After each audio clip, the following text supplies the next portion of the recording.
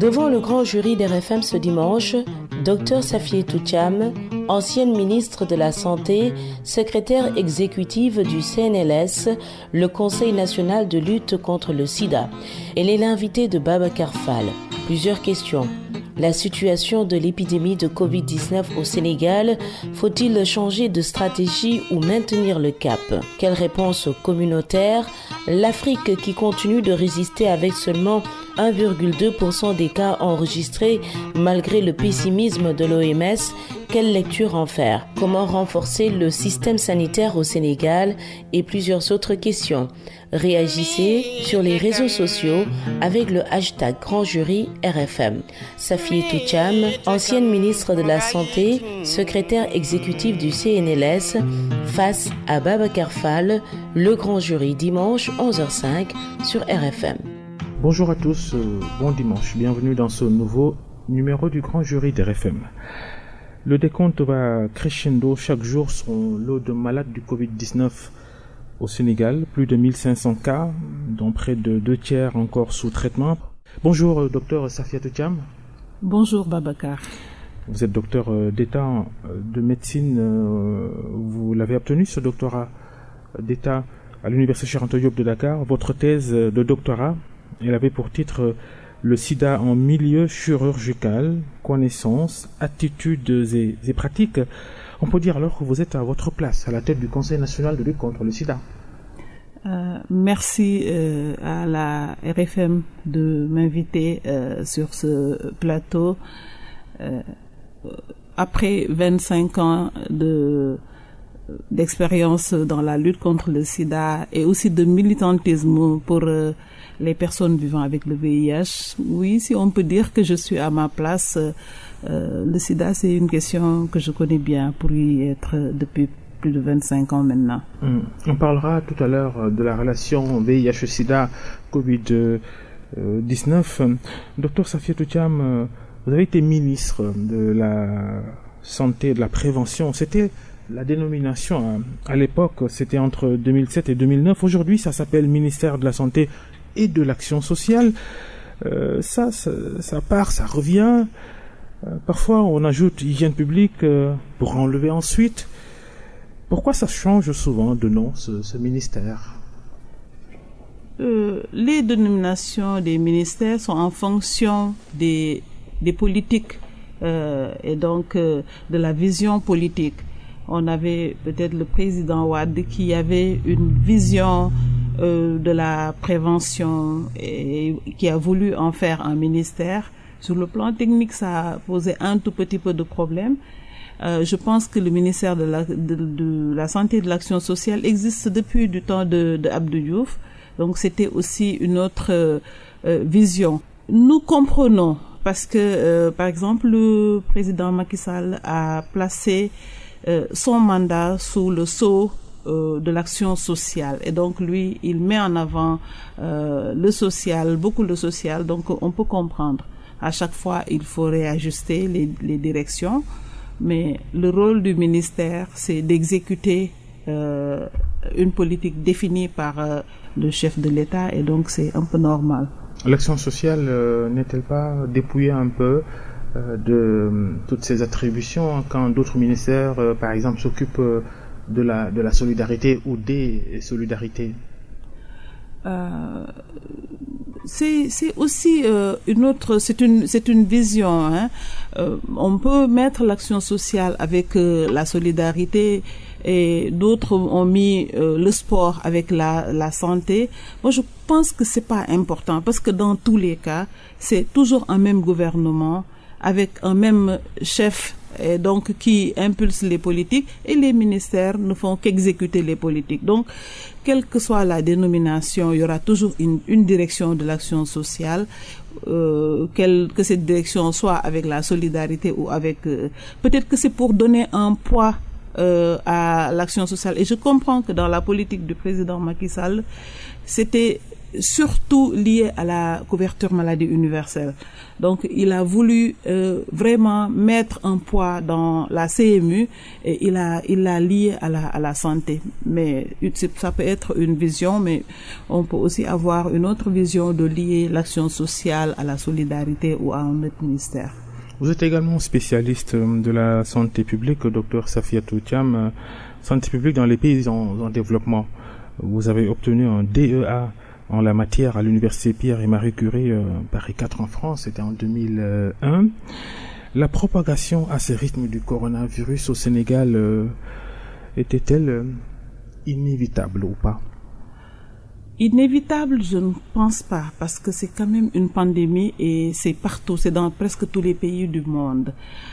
Ce qu'il faut peut-être retenir de la propagation de cette maladie au Sénégal, c'est que les cas augmentent à une vitesse en ce moment qui est un peu exponentielle. Mais ce qui est rassurant, c'est que le nombre de guérisons, même si c'est beaucoup inférieur, suit un peu le nombre de cas. Le taux de décès est bas, vraiment. On déplore les décès, mais nous constatons que le taux de décès est bas. Il y a toujours des cas actifs qui sont hospitalisés. Alors, quand on compare notre courbe, la courbe de l'épidémie dans notre pays, nous pensons que l'épidémie aura certainement une ampleur moins grande que dans les pays d'Europe et d'Asie. Elle est moins fulgurante également. Qu'est-ce qui a fait ça? Vous savez, avec cette épidémie, on apprend en la vivant. Et donc, pour le moment, c'est une observation parce que nous regardons les courbes d'épidémie dans ces pays. Ces pays ont commencé avant nous et sont dans la phase quand même descendante, dans ces pays que je viens de citer. Nous, notre épidémie est toujours dans la phase ascendante. Donc, on ne sait pas à quel moment on aura le pic de cette épidémie. Mais nous pensons que, vu l'ampleur de notre épidémie, avec une courbe qui traîne, parce que dans les autres pays, si vous remarquez, au bout de 3 semaines, ils étaient presque dans les dizaines de milliers de cas. Nous sommes à moins de 2000 cas presque à la 10e semaine. Presque à la 10e semaine. Donc, ça veut dire que cette épidémie, chez nous, elle augmente. Elle augmente, mais elle n'a pas fait un bond fulgurant. Mais ce qu'il faut craindre avec la tendance de cette épidémie, c'est qu'elle reste endémique chez nous. Moi, quand je compare avec les grandes épidémies, je dis l'Europe a subi le paludisme, la tuberculose, la lèpre, et ils l'ont réglé. Donc, ça a fait ses victimes, mais ils l'ont réglé et ils n'ont plus ces maladies. Ces maladies sont venues chez nous, sont restées endémiques, se sont installées. Donc, ce qu'il faut craindre, c'est que l'épidémie qui va durer peut-être, si l'épidémie dure 4 ou 6 mois dans ces pays-là, peut rester 1 an ou même rester définitivement de façon traînante et créer des problèmes peut-être dans la durée. Alors, on peut se demander si on est arrivé à la pointe de l'épidémie au Sénégal alors? Pas encore.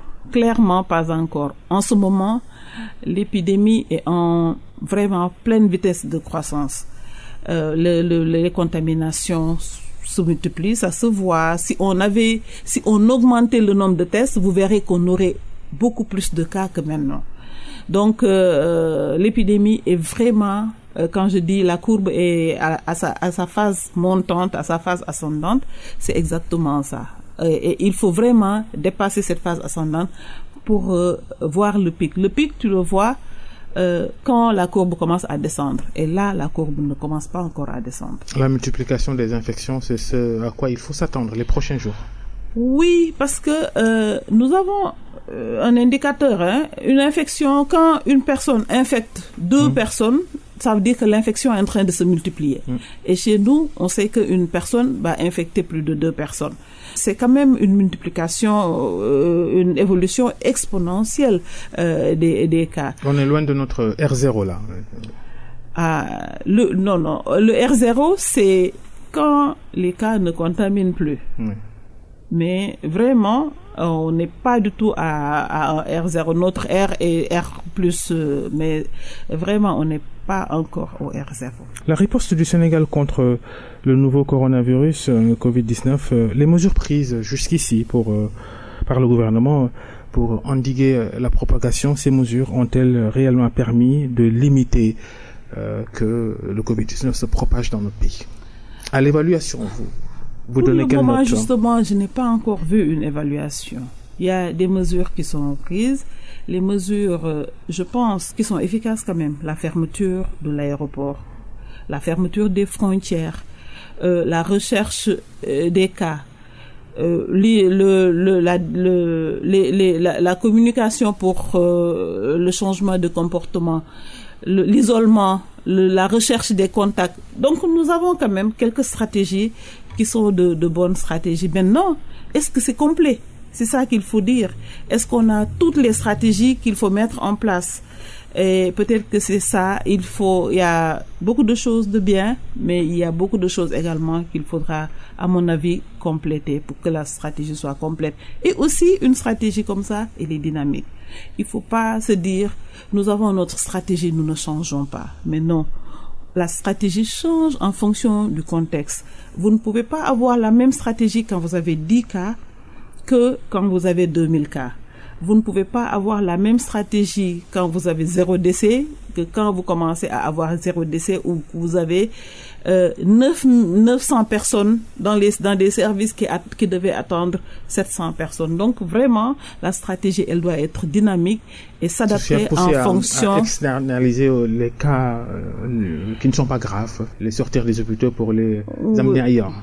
Oui, on nous posait même beaucoup cette question. Mais je pense que cette stratégie, c'était pas une mauvaise stratégie. Le fait d'hospitaliser tout le monde, mais on n'a pas les moyens. Quand on n'a pas beaucoup de malades, on peut hospitaliser tous les positifs. C'est-à-dire, c'est une façon d'isoler les positifs des négatifs, justement, pour que la transmission ne se fait pas. Mais nous avons tout de suite vu que nous ne pouvons pas continuer comme ça.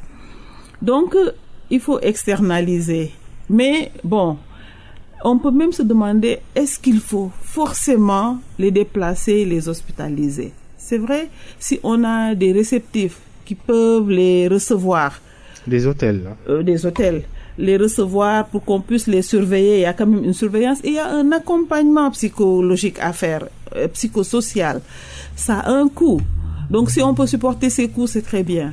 Mais aussi, il faut commencer à réfléchir à hospitaliser les gens chez eux. Je ne sais pas comment le dire. En tout cas, confiner les gens chez eux. Est-ce qu'il faut, si c'est une concession, au lieu de déplacer toute la concession, c'est mettre un garde, quelqu'un pour que les gens ne sortent pas et discuter avec la famille sur comment les approvisionner. Et donc, les gens peuvent rester chez eux en Occident. Des gens se soignent chez eux, mais avec un médecin au téléphone ou bien quelqu'un qui vient les visiter pour les soutenir. Surtout que c'est des personnes asymptomatiques. Donc, je pense qu'il y a une stratégie à mettre en place pour ces personnes asymptomatiques. La communication, elle est beaucoup décriée. La communication des autorités sanitaires. Est-ce que c'est peut-être la conséquence de ce qu'on voit dans la rue, dans nos maisons, dans nos quartiers? On a l'impression que beaucoup de Sénégalais n'ont pas reçu les messages 5 sur 5. Il y a eu beaucoup de messages, vraiment, il faut le dire. Il y a eu beaucoup de messages, les experts ont beaucoup communiqué, mais la question qu'il faut se poser, et je me la pose aussi en tant qu'expert médical, c'est: est-ce que les termes que nous utilisons sont digestes pour la population? Et ça m'amène à dire que nous avons certainement péché un tout petit peu dans la communication. Parce que malheureusement, nous, en tant qu'experts, nous avons l'habitude de nous parler entre nous. Même quand nous parlons à la radio, nous utilisons des termes que nous maîtrisons, avec peut-être les intellectuels peuvent comprendre, mais nous parlons à une communauté. Et je pense que nous devons descendre au niveau de cette communauté. Utiliser des termes qui sont digestes pour les communautés. J'ai l'habitude de taquiner mes amis du ministère en disant c'est cas contact, cas communautaire. Peut-être que c'est utile pour l'expert.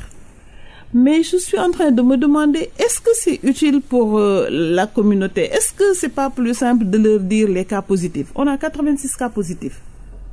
il y a 86 nouvelles personnes qui ont la maladie. Entre hier et aujourd'hui, il y a 86 nouvelles personnes qui ont la maladie. Cas contact, cas communautaire, c'est tous des cas infectés. C'est des positifs. Voilà. Et même nous nous perdons parce que parfois, un simple contact, on l'appelle cas contact. Donc, on ne sait plus, etc. Alors que, aujourd'hui, je pense que on gagne à simplifier. Les gens suivent les messages et puis chacun prend ce qu'il veut.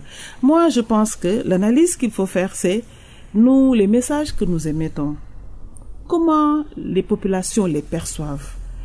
Et donc tout à l'heure, j'étais en train de raconter l'anecdote d'un enregistrement audio que j'ai entendu, mais deux personnes de très bonne foi qui étaient en train de discuter entre elles. Et la personne, elle est Covid+, elle est asymptomatique, mais lui, il n'est pas malade. Et effectivement, il n'est pas malade, il a une infection, il n'est pas malade parce qu'il n'est pas couché, il n'a aucun symptôme. Et cette personne, comment lui expliquer, avec quel terme lui expliquer ce qu'il a? Parce que si tu lui dis, vous êtes malade, il sait qu'il n'est pas malade. Donc, nous devons peut-être réfléchir sur ce genre de termes, comment les rendre digestes pour que les patients, pour que les communautés les comprennent. Et moi, je suis convaincue d'une chose. La stratégie pour barrer la route à cette maladie, elle doit être pour beaucoup une stratégie communautaire. Et cette stratégie communautaire, c'est pas les experts qui vont l'inventer, c'est les communautés. Mais il faudrait pour cela que les communautés comprennent le message technique. Le message des experts là, il faut le simplifier pour que les communautés se l'approprient. Il n'y a pas encore une appropriation. On entendait le monsieur qui disait, mais laisse-les à leurs problèmes. Ils sont en train de dire que je suis malade, je sais que je n'ai rien. Ils m'ont amené dans un camp où il y avait des personnes malades, mais je n'ai pas vu une personne malade. Les gens étaient en train de discuter entre elles. Donc, il faudrait... Et là, moi, je me suis dit, tiens, mais nous, on parle, mais ces gens-là nous ne comprenons pas. C'est-à-dire, c'est comme si nous parlons deux langages différents. Donc, il faut qu'on fasse un pas les uns vers les autres, les experts vers les communautés. Mais je pense que c'est les experts qui doivent descendre au niveau des communautés, simplifier le langage scientifique pour que les communautés puissent se l'approprier et inventer leur prévention. Alors, c'est cette communauté-là, cette population-là, quand on la voit piétiner des recommandations, même des mesures prises par les autorités sanitaires, les autorités centrales de façon beaucoup plus générale, quand on assiste par exemple à la réouverture de mosquées, alors que c'est interdit de se rassembler dans les lieux de culte depuis quelques semaines maintenant, qu'est-ce qui se passe? Pour moi, c'est l'illustration de l'incompréhension entre les messages, parce que entre les messages et l'appropriation de ces messages par les communautés. Nous déplorons tout cela, mais je pense que ces leaders, parce que c'est des leaders, c'est des leaders communautaires, c'est des leaders religieux ou coutumiers, si on leur explique, ils sont même plus responsables que nous. Si on leur explique tous les problèmes, s'ils sont convaincus, je pense qu'ils peuvent aider à la prévention. Mais moi, je pense que ces attitudes relèvent d'un manque de confiance au message que nous leur donnons. Certains d'entre eux ne croient pas au bien fondé de cela, ou pensent que nous exagérons, que les experts scientifiques ont exagéré. Donc, c'est toujours, je pense que les sociologues, les socio-anthropologues, les spécialistes de la communication devraient être impliqués pour nous aider à mieux comprendre, et aider à ce que ce lien-là se fasse entre les messages scientifiques, les messages des experts techniques et la compréhension au niveau et l'appropriation au niveau des communautés. Tout à l'heure, on parlait de la pointe de l'épidémie. On l'a pas encore atteinte au Sénégal. La preuve, ça, vous avez raison. Peut-être les cas augmentent de jour en jour. Alors, comment comprendre qu'on envisage de réduire les restrictions en début juin, c'est dans 3 semaines, alors que le chiffre des contaminations a drastiquement augmenté. Ça, est-ce que c'est cohérent de la part de ceux qui gèrent la crise?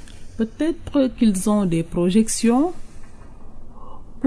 qui leur permettent de savoir que le pic sera dépassé au mois de juin. Nous l'espérons. En tout cas, les pays d'Europe, eux, ils ont dépassé le pic et ils commencent à déconfiner. Et donc, si on se dit que l'épidémie a commencé peut-être 1 mois avant chez eux, je me dis que normalement, le ministère doit avoir des projections pour savoir que le pic sera atteint à telle période, en se basant, bien entendu, sur l'expérience des autres, parce que le Covid-19, personne ne la connaît vraiment à 100%. Donc, que le comportement, peut-être qu'ils ont ces projections qui permettent de prendre ces décisions. Mais ce que je pense, c'est que les décisions, normalement, sont fondées sur les avis des experts scientifiques. Et c'est pour ça que j'espère peut-être qu'ils ont ces avis. Alors, on va surveiller, mais il y a quand même une question qui préoccupe beaucoup de parents d'élèves, d'enseignants. C'est le retour progressif des élèves à l'école à partir du 2 juin. Est-ce une bonne idée? Ce retour devra être encadré. Le port de masque pour tous les élèves, je pense que c'est pour toutes les populations. Il faut qu'on arrive à généraliser le port de masque.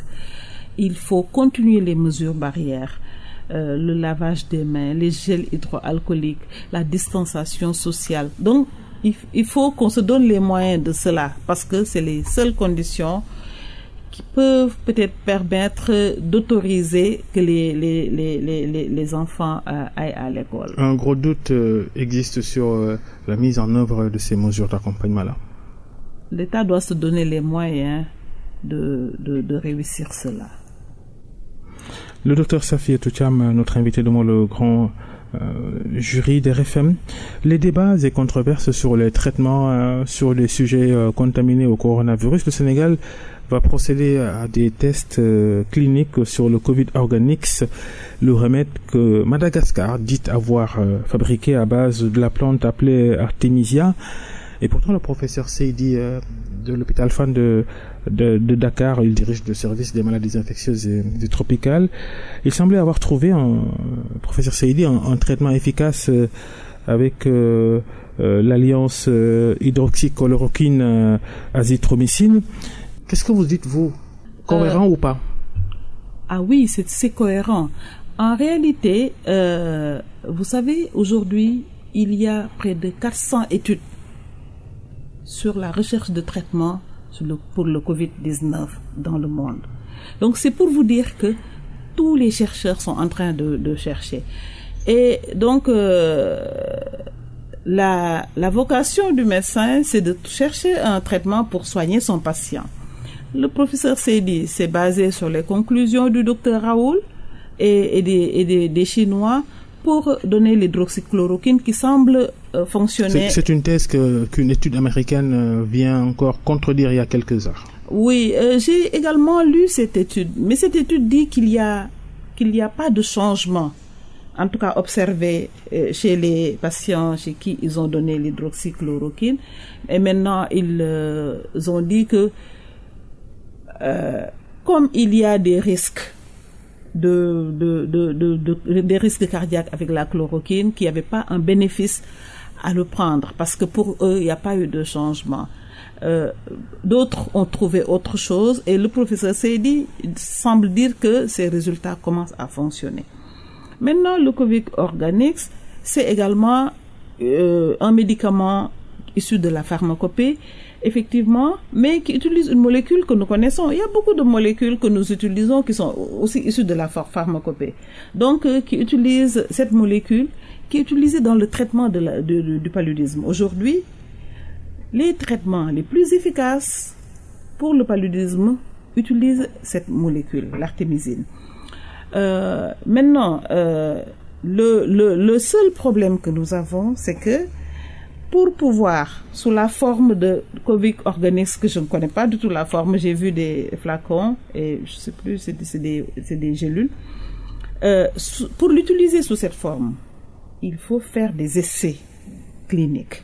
Et les essais cliniques obéissent à des normes que les scientifiques ici connaissent aussi. Ceux qui vont faire l'étude, ils ne vont pas se lever demain pour dire à Dr Seydou ou à d'autres médecins utiliser ça.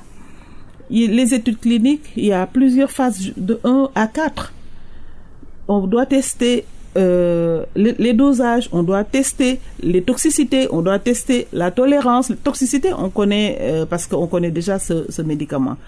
La tolérance chez les patients, avant même la tolérance chez des personnes même saines, avant de l'utiliser chez des personnes malades. Donc ça, c'est les différentes phases de ces cliniques. Et donc, je ne pense pas qu'on aura une réponse d'ici 1 ou 2 mois. Donc, c'est parce que ça prend du temps. Ce qu'il faut savoir aussi, c'est qu'au Sénégal, nous avons un comité d'éthique pour la recherche. Et c'est des experts et des représentants de patients et de consommateurs qui sont là-bas, qui doivent aussi discuter pour qu'on voit quel est le rapport bénéfice-risque de ce médicament. Je pense que le Sénégal a pris la bonne option d'étudier cela.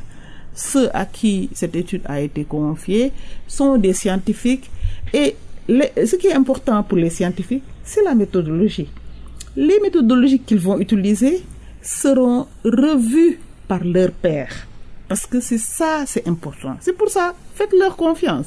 Parce qu'ils vont devoir présenter leurs études au niveau de leurs pairs.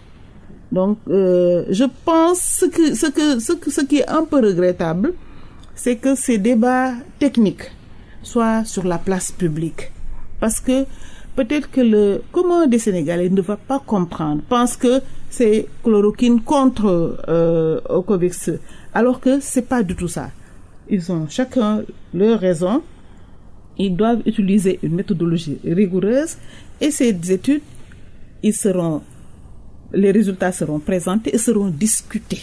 Discuter, ça veut dire que même les résultats que tu trouves, après, il faudra expliquer à quel type de patient vous l'avez donné, même pour la chloroquine. On l'a donné, mais est-ce qu'on l'a donné aux patients graves? Est-ce qu'on l'a donné aux patients symptomatiques? Est-ce qu'on l'a donné aux patients asymptomatiques? Ils avaient quel âge en moyenne? Est-ce que c'était des hommes? Est-ce que c'était des femmes? Etc.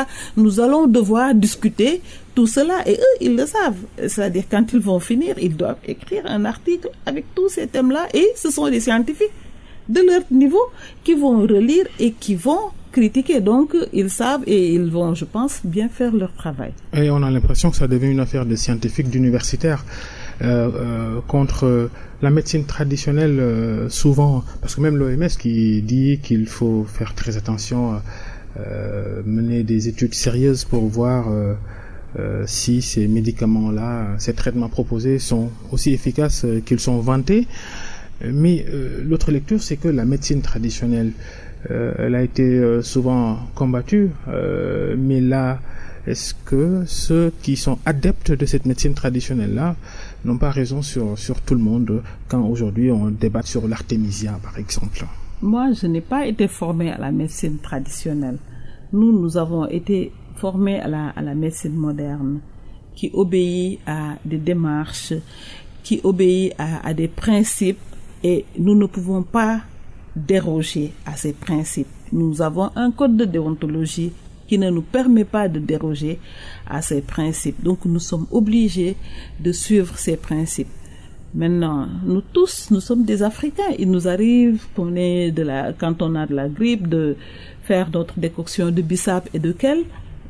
Oui, parce que ça fait du bien. Et ça marche parfois? Ça fait du bien. Ça marche, oui, ça marche parfois. Et beaucoup de médicaments modernes même proviennent de la pharmacopée traditionnelle. Mais il y a toute une démarche avant d'arriver au traitement moderne. Le docteur Safiétou Thiam, secrétaire exécutif du Conseil national de lutte contre le sida, est donc notre invité devant le grand jury des RFM. Le CNLS que vous dirigez a-t-il participé à l'effort de guerre contre le Covid-19? On sait que vous recevez beaucoup de de financement pour lutter contre le sida. Le Fonds mondial de lutte contre le sida, la tuberculose et le paludisme va mettre pas moins de 7000 milliards de francs CFA d'ici 2022 pour lutter contre ces trois maladies. Est-ce qu'il est permis d'abord que vous utilisiez cet argent dans le combat contre le coronavirus? Si oui, l'avez-vous déjà fait? Oui, c'est permis, et oui, en tout cas, nous sommes dans la démarche. Le Fonds mondial, quand il y a eu cette épidémie, a tout de suite sorti une note pour tous les pays pour dire que vous pouvez utiliser jusqu'à 10% des financements pour appuyer le Covid-19 et aussi pour mettre en place une continuation des services VIH. Parce que, en fait, les services qui prennent en charge la maladie coronavirus sont les mêmes services qui prennent en charge le VIH. Et il n'est pas question aussi de reculer au niveau des indicateurs VIH. Il faut que les patients aient leur traitement. Il faut que les services VIH puissent continuer. Donc, ils nous ont dit, vous pouvez prendre jusqu'à 10% des financements pour appuyer la lutte contre la maladie à coronavirus et atténuer son impact sur les services VIH. Donc c'est ce que nous avons fait. Maintenant, ça demande des procédures de mobilisation parce que c'est pas Safietou qui va dire c'est ça qu'on fait avec. Tu écris un projet et tu leur donnes. Et ils te répondent qu'ils sont d'accord. Aujourd'hui, nous avons soumis un projet pour appuyer la lutte, le Comité national de lutte. Projet à hauteur de combien? Le premier projet que nous avons envoyé est à hauteur de 270 millions. Mais nous, aujourd'hui, on veut aller jusqu'à 2 à 3 millions d'euros. Donc, c'est 1,5 milliard. C'est ce qu'on veut faire. Donc ça, c'est le deuxième projet que nous voulons soumettre. Et c'est un projet dans lequel nous souhaitons, si le ministère est d'accord à travers ce projet, appuyer les laboratoires. Mais ça veut dire que le ministère va ouvrir... Nous pensons, c'est pas nous seuls, mais parce que l'OMS le préconise et tous les pays qui ont réussi la lutte l'ont réussi parce qu'ils ont généralisé les masques, mais aussi ils ont élargi les tests. Aujourd'hui, nous pensons qu'il faut élargir les tests. Il faut tester le maximum de personnes parce que, comme je l'ai dit en début d'émission, le virus circule. Il y a beaucoup de personnes aujourd'hui qui sont infectées et on devrait pouvoir dépister toutes ces personnes. Donc, c'est pas 1000 prélèvements ou 800 prélèvements par jour qui vont dépister ces personnes.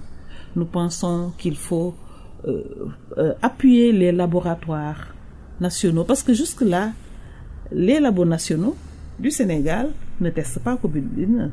C'est Pasteur qui teste et l'IRSF. Les deux sont des labos privés.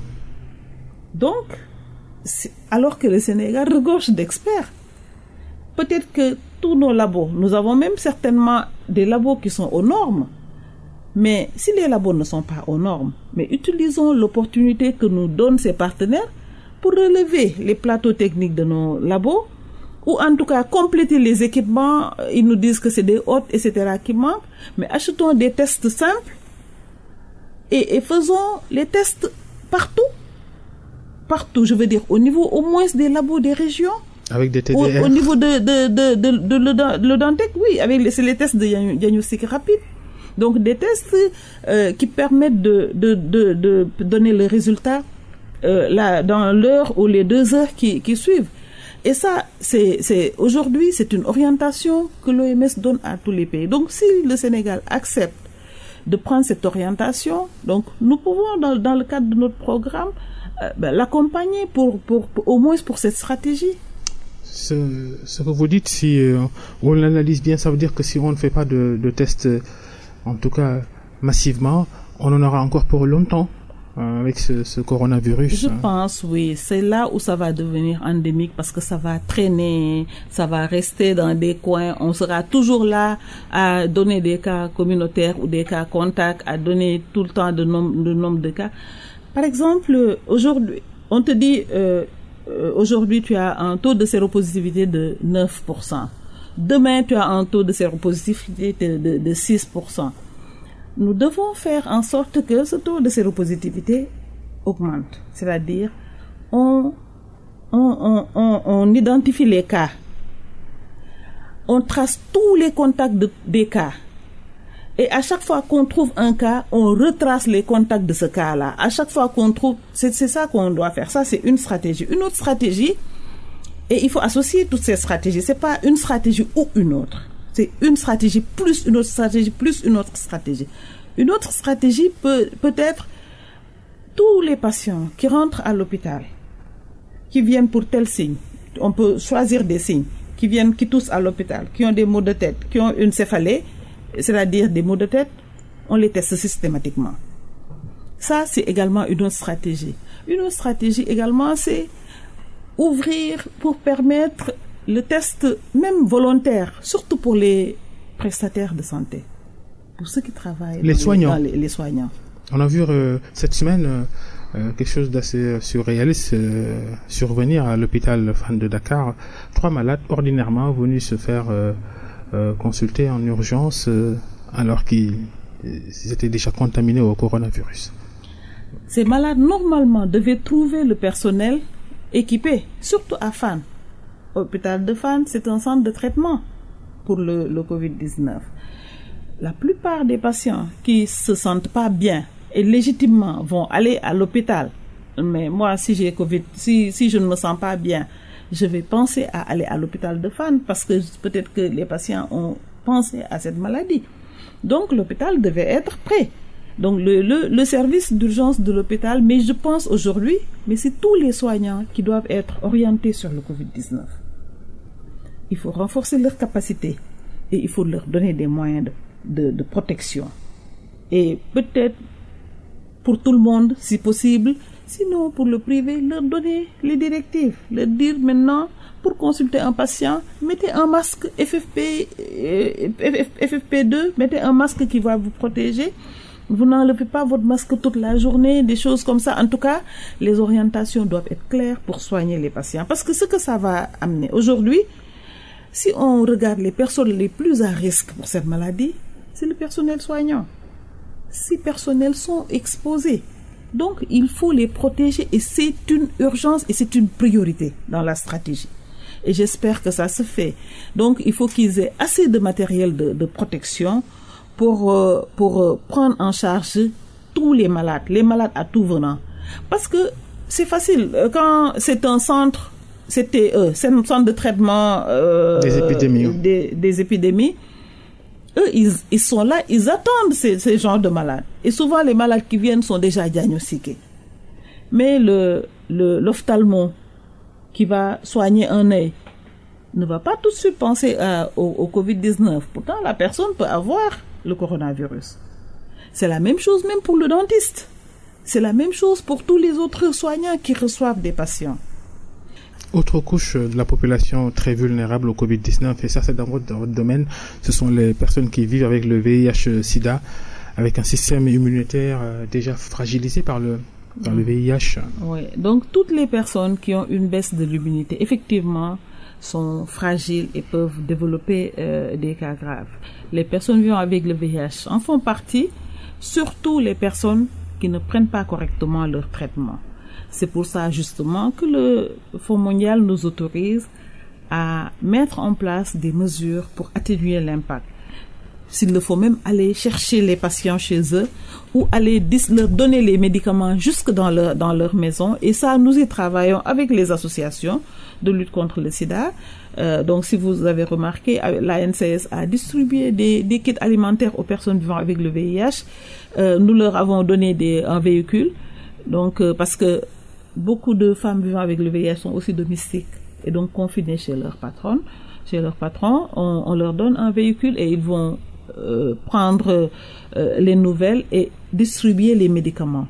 Donc, nous leur donnons également jusqu'à 3 mois de traitement pour qu'ils n'aient pas besoin de venir. Les antirétroviraux. Les antirétroviraux. Donc, pour qu'ils n'aient pas vraiment besoin de venir à l'hôpital. En ce moment, nous leur conseillons d'appeler, sauf urgence, s'il y a une urgence, ils peuvent venir à l'hôpital. Mais s'il n'y a pas urgence, nous préférons qu'ils appellent et qu'on leur distribue les médicaments à domicile. Y a-t-il des porteurs du VIH-Sida qui ont été contaminés au Covid-19 au Sénégal? Certainement, parce qu'ils ne le diront pas. Mais à notre connaissance, nous n'avons pas de porteurs de VIH à notre connaissance qui a le Covid-19. Mais vous devez les avoir, ces infos, vous, Conseil national de lutte contre le sida. En fait, ils sont diagnostiqués Covid-19 au niveau des centres de traitement. Et là-bas, on ne leur demande pas s'ils sont VIH et on ne fait pas systématiquement le test VIH et ils ne le diront pas parce que ce sera certainement pour eux, et je les comprendrai, ce sera subir une double stigmatisation. VIH, Covid-19, ça c'est un peu trop pour une personne. Donc même si on les teste positifs, je crains qu'ils ne disent pas qu'ils sont porteurs du VIH. Covid-19 et VIH-Sida, dénominateur commun, pas de vaccin contre les deux maladies. Pour le sida, on cherche vaccin depuis 40 ans, bientôt.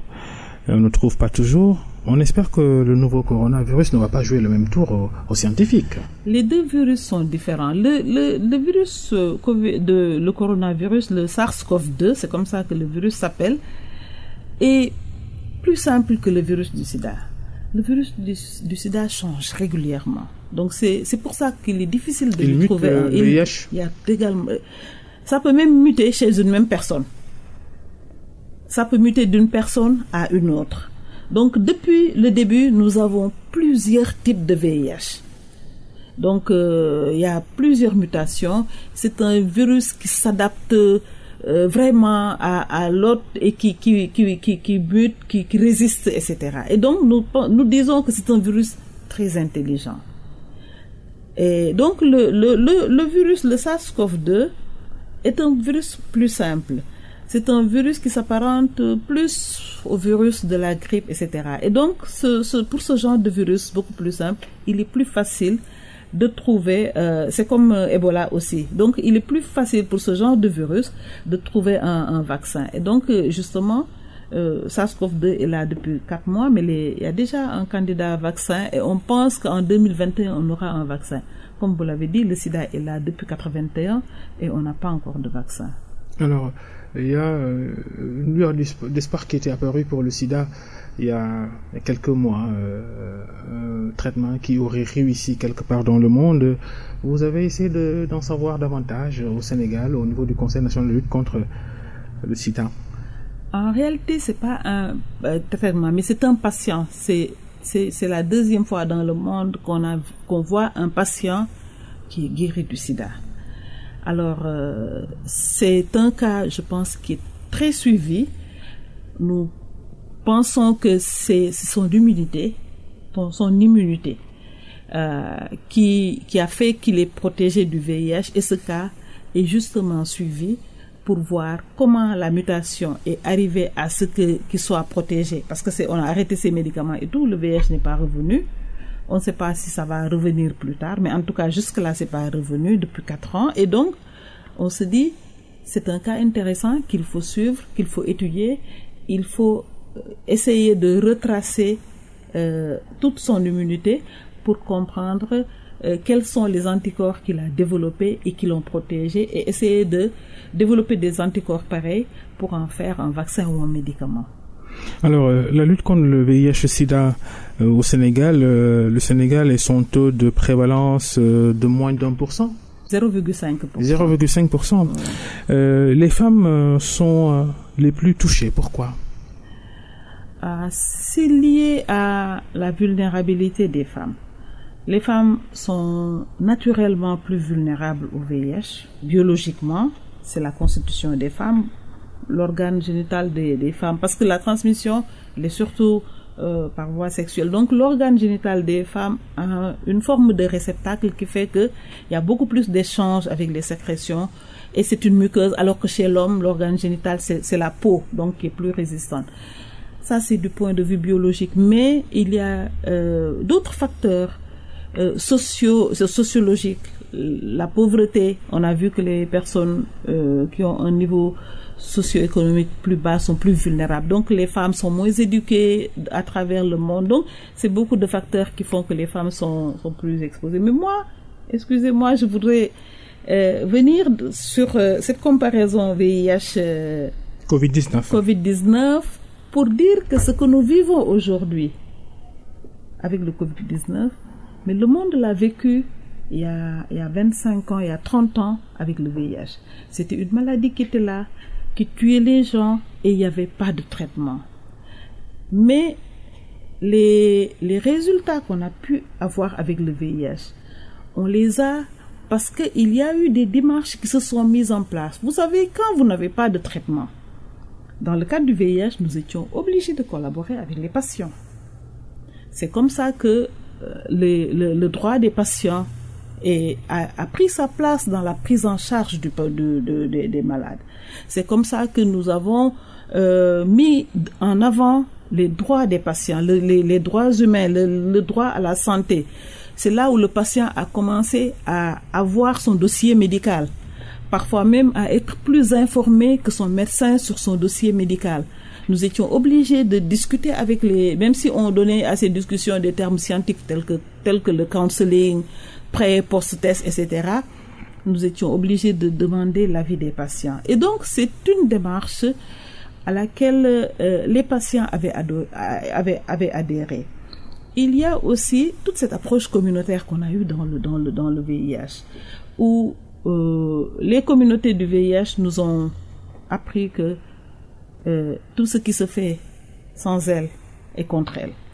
Donc, ils sont impliqués dans nos planifications, dans la définition des stratégies, dans la mise en œuvre, dans les évaluations, etc.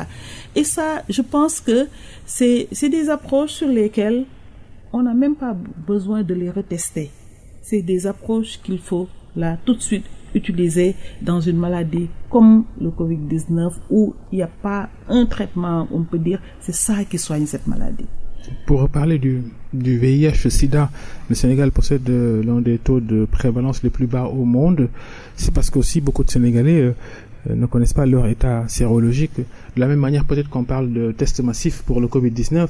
Si on faisait aujourd'hui un test massif VIH, on aurait peut-être eu un autre chiffre, non?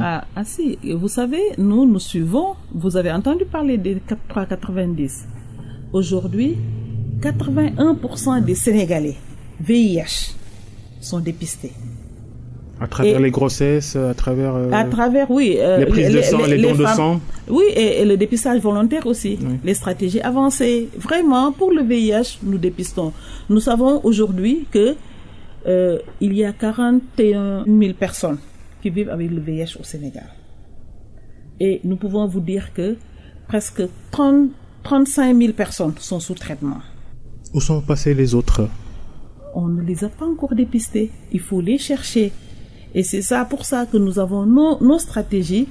Pour 35 000 sont testés et puis 28 000 peut-être sont sous traitement. Nous avons des stratégies pour les chercher. Vous savez, le VIH est plus difficile à gérer parce que c'est lié à la sexualité.